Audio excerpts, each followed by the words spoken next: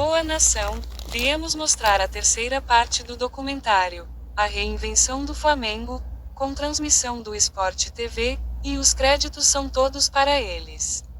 Também venho pedir para vocês se inscreverem no canal e, se der, deixarem seu like e ativarem o sininho para ficarem por dentro de tudo. Vamos parar de papo e vamos ao que interessa. Estamos de volta às 7 horas e 17 minutos e atenção, vamos direto ao Globocop. Incêndio e bombeiros em ação. Onde é que é isso, Guilherme? Fachel, informação urgente que acaba de chegar, um incêndio em grandes proporções aqui no Ninho do Urubu, que é a sede de treinamento do Flamengo, fica em Vargem Grande, na zona oeste da cidade. A gente aguarda as informações das nossas equipes de reportagem que estão a caminho. Já foi confirmado pelos bombeiros, esse incêndio aconteceu no alojamento. Tem muita gente já apreensiva, muitas pessoas, a gente vê muitas pessoas conversando ao telefone, tentando conseguir informações. O episódio mais triste da história do Flamengo. Um incêndio matou 10 jovens e deixou 3 feridos no centro de treinamento do Flamengo, na zona oeste do Rio. As vítimas eram adolescentes das categorias de base do clube que dormiam quando o fogo começou. A intensidade do fogo foi tão grande que o teto ficou abaulado. Não sobrou parede, não sobrou divisória, não sobrou absolutamente nada. Quando eu chego lá, você imagina, você vê uma loucura, assim, as pessoas com informações desencontradas, a todo momento chegando carros de autoridades, polícia, corpo de bombeiros, ambulância, famílias, parentes, muita imprensa. Uma nova gestão do Flamengo tinha recém assumido o clube, né? E então a gente ainda não tinha muita, não é nem intimidade, mas a gente não conhecia muito bem as pessoas, então para poder dialogar e entrevistar, a gente não sabia como eles pensavam, o que seria feito a partir dali. Foi assim, foram muitos pontos de interrogação naquele dia dramático. Todo mundo ficava olhando para mim, eu era o presidente eu tinha acabado de chegar o presidente do clube. Morreram meninos que estavam ali sonhando serem jogadores do Flamengo e que tinham famílias que viviam desse sonho.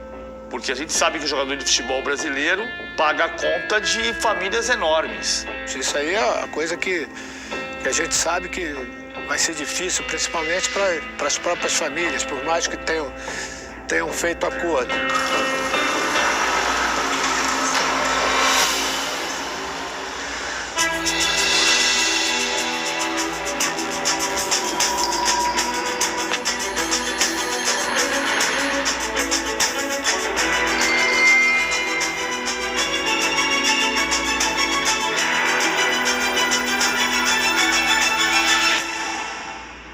A tragédia no Rio de Janeiro atingiu famílias em 7 estados do Brasil.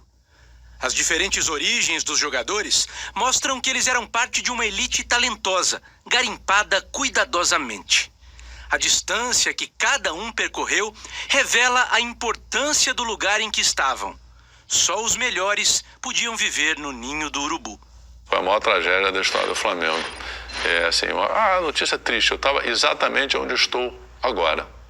Na minha casa, tomando café. A maioria não conseguiu porque a quantidade de fogo era muita.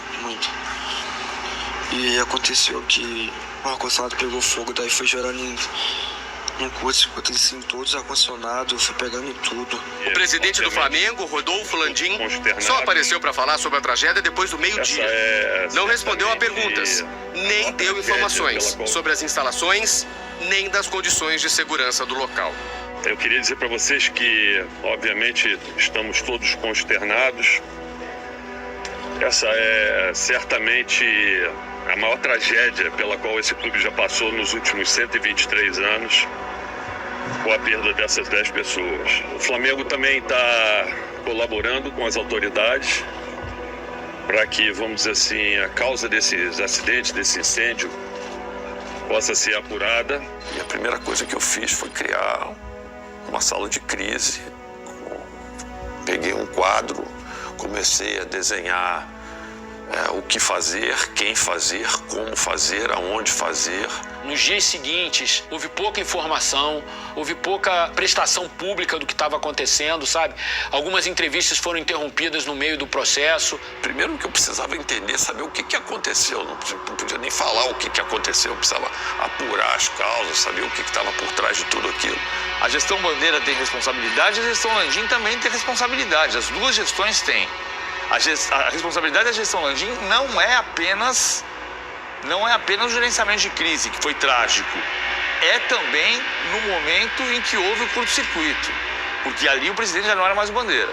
Mas isso não exime responsabilidade da gestão anterior, que colocou os meninos nos contêineres. Ele negou ter responsabilidade no caso do incêndio. Fiquei 6 anos lá, quando eu saí estava todo mundo vivo e com saúde. Quando eu entrei, eu falei assim, eu não dormiria aqui nunca. Eu iria para casa, eu dormiria fora, mas eu não vou dormir num lugar que só tem uma porta para sair, pô. Com aquela turma toda lá, tá louco. Acontece um problema, não dá condição para escapar. Teve o aspecto das indenizações, que sempre é muito explorado na imprensa, e falando sempre de dinheiro, como se houvesse, vamos dizer assim, a possibilidade de você indenizar uma vida. Isso não existe, né? Assim, o que a gente pode indenizar é um sofrimento, mas uma vida é impossível, cara. Tem que pagar. Tinha que pagar. E nenhum dinheiro vai trazer, vai reconfortar aquelas famílias de volta. Então, cara, o seu valor é esse, vai lá, paga aquilo. Eu acho assim, eu vou te falar pelo lado humano, tá? Porque o lado jurídico não me cabe discutir. Eu acho que o Flamengo, publicamente e particularmente, deveria ter lidado melhor, principalmente com as famílias dos meninos que morreram, tá? O que a gente viu foi um tratamento muito frio da diretoria do Flamengo, assim. Os casos que existem, vamos dizer assim, dentro do Brasil, normalmente as instituições que estão envolvidas, elas se afastam, elas não tentam procurar, elas não tentam indenizar no primeiro momento, estendem esse processo na justiça por anos. Nunca foi esse o interesse do Flamengo. Eles se apegaram muito às questões jurídicas o tempo inteiro, falando em que são as indenizações mais altas que já foram pagas na história do Brasil para casos semelhantes, se apegavam a casos anteriores parecidos para poder justificar o que estavam fazendo com as famílias. De certa forma, isso me incomodou muito porque ali pouco importava a questão jurídica, a jurisprudência, se a indenização era mais alta, era mais baixa.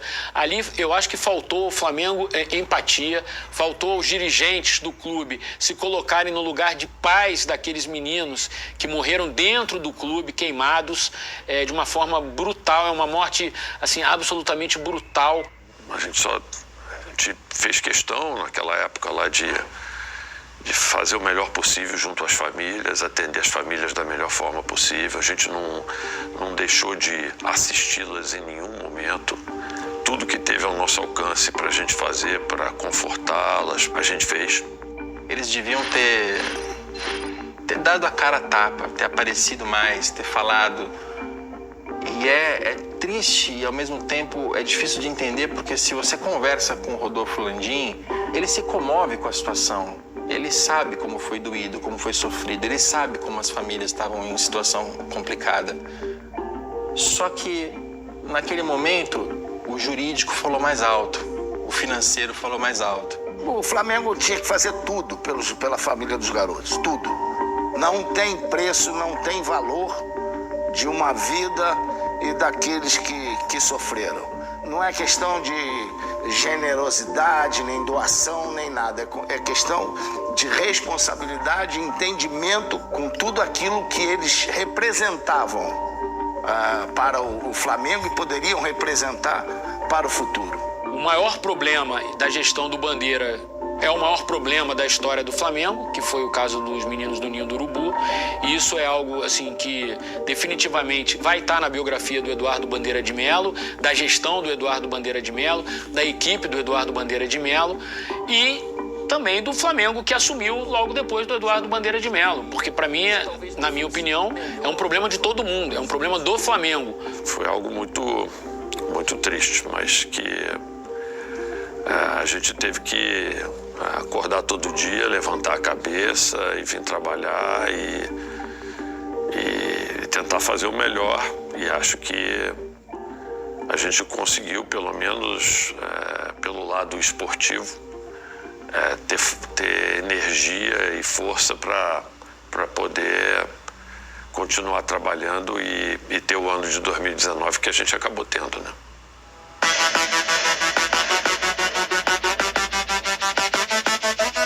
Quando o Landim assume o Flamengo em 2019, ele muito rapidamente vai buscar um pacotão de reforços de um jeito muito impactante já em janeiro, assim. Uma coisa realmente muito rápida, muito agressiva, graças a uma visão mais ambiciosa, mais agressiva, que era a marca da diretoria dele, sim, e graças também ao orçamento que a direção anterior tinha deixado. Contratou jogadores muito grandes na época, o Arrascaeta, o Bruno Henrique, o Gabigol, o Rodrigo Caio, num primeiro momento. Aí depois trouxe o Pablo Mari, um zagueiro espanhol, trouxe o Rafinha, lateral direito, trouxe o Felipe Luiz, lateral esquerdo, trouxe o Gerson para o meio campo. Eu sempre tive uma identificação muito legal, via vários jogos e uma torcida muito admirável, Maracanã sempre lotado. Então esse foi o meu desejo em fazer parte dessa nova instituição. Poderia ter continuado na Europa, né? Tive proposta também de outros clubes brasileiros. Só que aí quando se fala de Flamengo, quando chegou oficial, que o Flamengo, me queria e tal, aí não teve jeito, o coração falou mais alto. Arrascaeta encara, de frente à marcação, Diego enfiou, Everton Ribeiro que passa, Arrascaeta, golaço do Gabriel! A gente pega um elenco que tinha acabado de ser vice-campeão brasileiro, um elenco forte, mas a gente faz 9 contratações, 8 titulares. Parecia treino! 2 toques! O Landim recebe um Flamengo muito melhor do que o Flamengo que foi dado ao Bandeira para administrar. Independente de ser o Eduardo, independente de ser o Landim, o Flamengo tinha condições de fazer aquele investimento, sem de forma alguma ameaçar o futuro dele. A gente tinha claramente que o Flamengo era um gigante adormecido, mas que tinha um potencial enorme, mas que ele entrava num ciclo vicioso e ele precisava entrar num ciclo virtuoso. O Landim foi o cara que materializou a evolução econômica e financeira associada a ganhos esportivos. Claro que isso teve um trabalho também muito importante, estruturado na área de marketing, na parte de licenciamento de novos produtos, no crescimento da rede de lojas e de venda de produtos e na relação com o nosso torcedor. Quando a gente conversava com os lojistas, eles diziam pra gente que é o seguinte, olha, na prática, 90% da minha receita advém de venda de produtos da Adidas, que é uniforme, fundamentalmente, né? E aí a gente começou a procurar licenciar mais produtos, fazer novas parcerias, fazendo com que a receita hoje de um lojista, daquilo que é o produto Adidas, que ainda que são os produtos que mais vendem, sejam ligeiramente superiores a 50% da receita dele. Então, com isso, aumentou a possibilidade da gente ter uma rede de lojas maior e mais sustentável, entendeu? E depois uma coisa vai puxando a outra. Então, o Flamengo veio crescendo e teve a renovação dos direitos de transmissão no meio do caminho, que deram um salto importante, esse valor quase dobrou numa primeira janela de negociação e depois aumentou mais 40% ou 50%. E o Flamengo apostou que o mercado de distribuição de conteúdo não ia crescer tanto, que ele ia se fragmentar. Então o Flamengo optou por um mínimo garantido, ao invés de ser sócio do crescimento, como a maior parte dos outros clubes fizeram. Então, ao longo do tempo, com uma premissa que estava por trás da decisão do Flamengo se mostrou correta, o Flamengo, que devia ganhar 20% do bolo do dinheiro, como o bolo diminuiu, o Flamengo acabou ganhando quase 30% desse bolo de dinheiro. Isso acabou sendo muito bom para as finanças do clube, né? Seja porque engrossou os cofres rubro-negros, seja porque tirou dinheiro e, de alguma forma, minimizou o que sobrava de dinheiro para seus concorrentes. 15 anos depois, Abel encontra um Flamengo bem diferente daquele de 2004. Na época, um clube cheio de dívidas, salários atrasados. Hoje, essa realidade é outra. Financeiramente, tudo certo por aqui. Mas quando se fala na expectativa por título, aí é igualzinho. O Abel era um técnico importante no mercado brasileiro, é um perfil da antiga escola do futebol brasileiro. Pode botar o Vanderlei Luxemburgo, você bota o Felipão, você bota o Abel Braga, o Mano Menezes, enfim, é um perfil de técnico que o futebol brasileiro tem e teve naquela época. E o Abel se encaixava nesse perfil, assim, um técnico com estofo para aguentar a pressão do Flamengo, para comandar jogadores renomados, para ter comando no vestiário, disciplinar e tudo. Então, assim, eu achei a escolha muito boa do Abel naquele momento. René tentou, Sarrafiore! Gol! Recebeu o Elinho, faz o cruzamento na área. Hernanes defendeu o goleiro, voltou, Tchê, puxou a perna esquerda!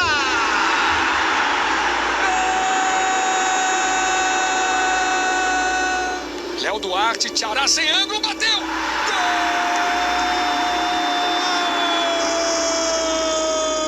Pois é, a situação do técnico Abel Braga aqui no Flamengo foi muito difícil, muita pressão.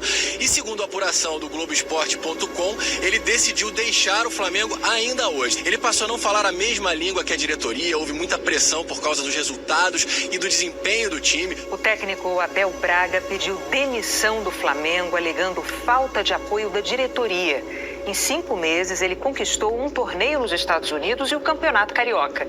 O Flamengo está em 6º lugar no Brasileirão e ainda disputa as 8ª de final da Copa do Brasil e da Libertadores. O desempenho do Abel estava em avaliação contínua, principalmente no último mês, pela diretoria do Flamengo. Eu liguei para o Marcos Braz e falei para ele, tu tem certeza dessa maluquice? Tu vai trazer um técnico português que nunca trabalhou no Brasil para dirigir o Flamengo nesse momento de transição?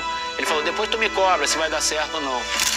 Eu conheci o trabalho do Jorge Jesus, o trabalho que ele fez no Benfica. Ele estava na Arábia Saudita, saiu da Arábia Saudita e a gente teve a informação que ele estaria voltando para Portugal. Eu achava o Jorge Jesus bom técnico, mas achava que as circunstâncias e o ambiente do Brasil podiam derrubá-lo. Mas por questões fiscais, ele não poderia ou não deveria trabalhar em Portugal. Foi aí que nós entramos, viajei para Portugal, conversei com ele, junto com o Bruno Espino, deixamos as coisas bem equacionadas. Nós fomos desclassificados na Copa do Brasil pelo Atlético Paranaense, perdemos nos pênaltis aqui, perdemos de 2-3-0 logo no primeiro tempo o Bahia. Era um questionamento enorme, era paulada, dia, noite, tarde, madrugada, com o questionamento falando que quem trouxe esses portugueses era inventor que deveria ser demitido junto com eles. Ele precisava de um técnico que tivesse esse tipo de ideia, tivesse esse tipo de proposta, o que não era fácil e disponível aqui no Brasil. Hoje a gente vê os clubes todos jogando dessa forma, mas a verdade é que quem começa jogando dessa forma é o Flamengo.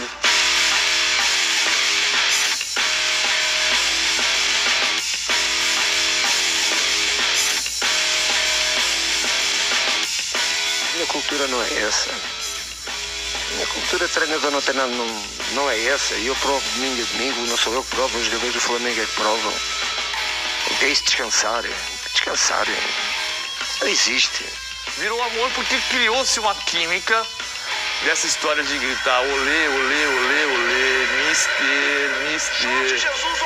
Que o Maracanã alucinava de um jeito que a gente só tinha visto na Era Zico.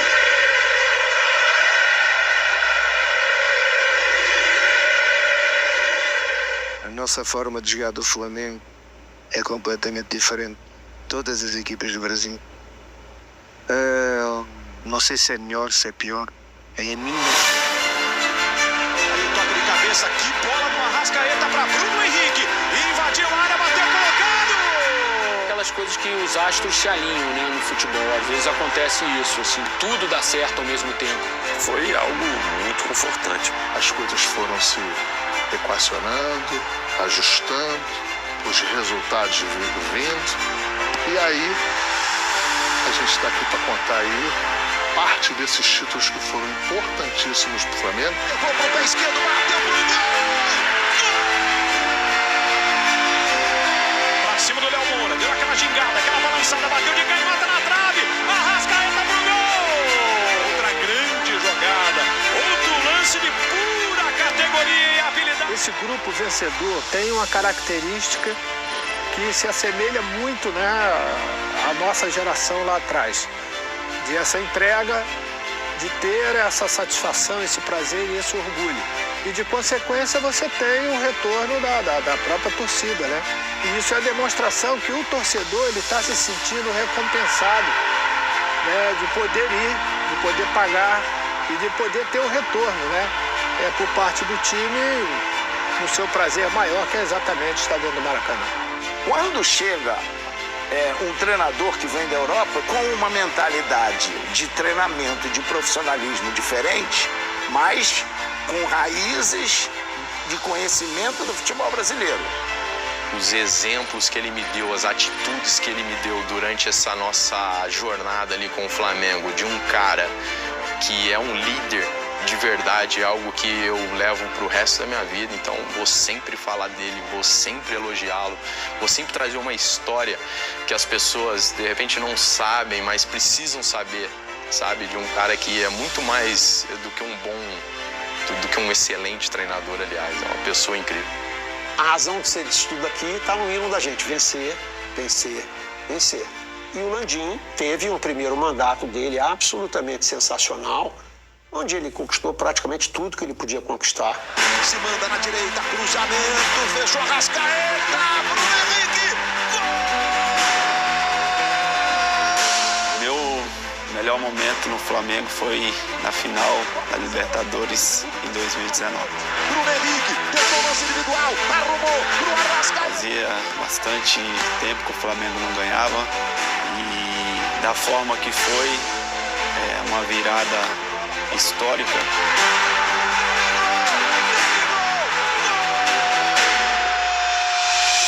Foi uma transformação, não só minha, mas de todos aqueles que fizeram parte desse processo, dessa jornada. Então, o ano de 2019 é um ano que é único, né? Não desvalorizam os outros, muito pelo contrário. Eu acho que engrandece a camisa do Flamengo, engrandece o clube. E é um ano que eu vou ter uma eterna gratidão por tudo que aconteceu. Essa imagem do alto nos impressiona. Não dá para ver o asfalto, não dá para ver onde é calçada, onde é rua. Qual é a sensação do presidente do Flamengo, que foi campeão duas vezes em 23 horas? Poxa, felicidade e alívio ao mesmo tempo. Campeão brasileiro de 2019. Parabéns a você, torcedor rubro-negro. O que a gente não queria era um voo de galinha. E não foi para chegar e ter um ano bom e parar. Quanto mais você ganha, mais você arrecada. Quanto mais você arrecada, se bem gerido o recurso e bem aplicado, mais você ganha. Isso é um círculo virtuoso. Além de você ter diminuído a margem de erro, porque você ampliou o gasto com contratação, você teve ao mesmo tempo um processo de que o mercado europeu comprou jogadores importantíssimos da base do Flamengo por valores muito importantes. Essas coisas se juntaram, esses fenômenos se juntaram. Eles não são isolados, né? A venda do Vinícius e do Paquetá também contribuiu para essa geração de caixa importante do Flamengo, além de todo o processo administrativo que estava em curso. Venda de jogadores é exatamente a receita não recorrente, que também com a melhoria do desempenho esportivo, ela acaba sendo aumentada. O jogador que estava no plantel do Flamengo e que foi vencedor do Campeonato Brasileiro e da Libertadores ao final de 2019, ele tinha um outro valor porque todo o plantel do Flamengo foi valorizado. Jorge Jesus fica ou não no Flamengo? A gente vai explicar como está essa... O Flamengo fez um sacrifício muito grande para renovar o contrato do Jorge Jesus em 2020. E acho que tem uma questão que vai além do Flamengo e do Jorge Jesus, que foi a questão da pandemia. Acho até que se não houvesse a pandemia, o Jorge Jesus teria cumprido esse segundo contrato dele. Ele não teria saído no meio do ano, porque ele era muito feliz aqui, muito realizado e estava sendo muito bem remunerado. O Flamengo fez um sacrifício, como eu disse, para renovar e melhorar o contrato do Jorge Jesus. Não há novidade que o sucesso de Jorge Jesus no Flamengo tem despertado o interesse de outros clubes em contar com o trabalho do treinador. Só que o assédio forte, dessa vez, é de um velho conhecido do técnico, o Benfica de Lisboa, onde Jorge Jesus trabalhou por 6 temporadas e foi 3 vezes campeão português. Olha, primeiro ele tinha acertado comigo, com o presidente, que iria continuar. E depois, num segundo momento, já dentro da pandemia, já dentro de outras questões, até pessoais. O Jorge sempre teve o sonho de voltar para o Benfica. Isso ele nunca me escondeu e fez a opção de nos deixar. Foi muito ruim, era um momento muito desconfortável. E o conto de fadas de Jorge Jesus no Flamengo acabou. Só durou 13 meses. A gente está triste porque não era isso que a gente queria, tanto que não era isso aí que a gente renovou o contrato dele. E eu já ouvi muitas vezes que o Landim e o Braz ficaram magoados, se sentiram traídos pela maneira como o Jorge Jesus saiu. Acho que isso faz todo o sentido, que o Landim não gostaria, e nem o Marcos Braz, que o Jorge Jesus voltasse para cá. A mágoa que vem é porque, assim, o Jorge Jesus, ele nunca foi capaz de falar verdadeiramente sim ou não pro Flamengo depois, sabe? Mas o Landim e o Marcos Braz não são o Flamengo. Você pode até achar que são, mas não são o Flamengo. O sucesso aconteceu e o Flamengo montou uma estrutura fantástica. Momentos tão importantes, havia uma briga muito grande. Eu já vivenciei muito isso, não estando lá, mas de pessoas que, depois que se tornaram presidente, mudaram completamente a forma de agir. Acho que o papel é apoiar sempre as diretorias. E eu penso assim no Flamengo e penso assim na política fora. Os quadros têm que ser oxigenados, tem que haver uma renovação de pensamento, de ideal, de modernidade. Todas as vezes que o Flamengo se uniu, ficou muito forte. E todas as vezes que resolveu dividir opiniões, cria-se um tumulto muito grande.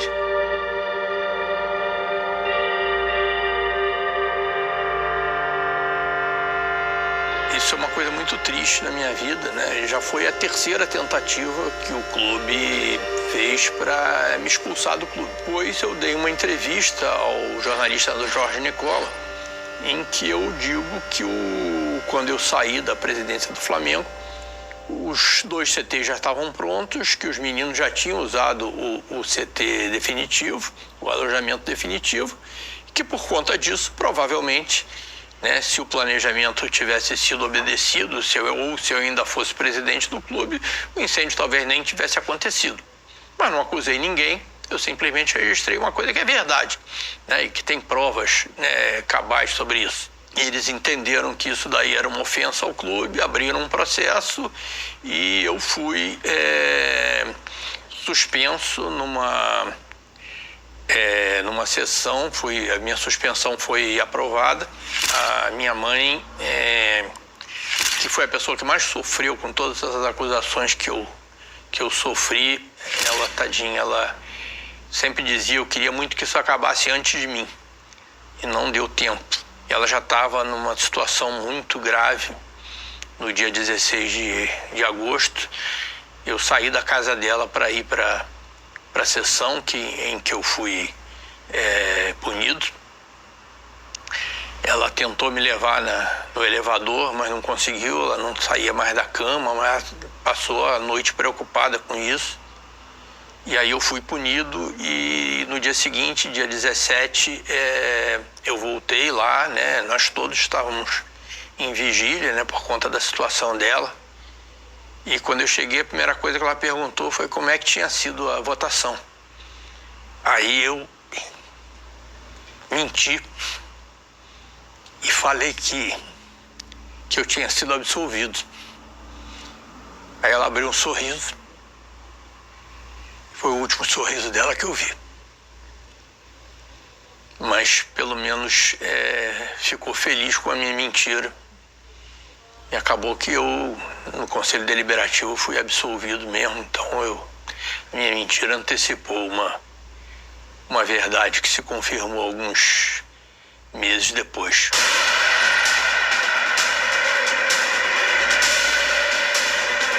Eu não podia ficar chorando e pensando que seria o final dos mundos, um pós-Jorge Jesus. Saiu o espanhol Domenech Torrent. Rogério Ceni não é mais o técnico. O Renato Gaúcho não comanda mais. Vem Dorival Júnior para o lugar do português Paulo Souza. Dorival Júnior não é mais técnico do Flamengo. Uma diretoria que se orgulha de ter feito o clube mais moderno do Brasil tem que ser moderna na escolha e na manutenção do treinador. Não pode demitir a cada 6 meses. Com o pé no pé!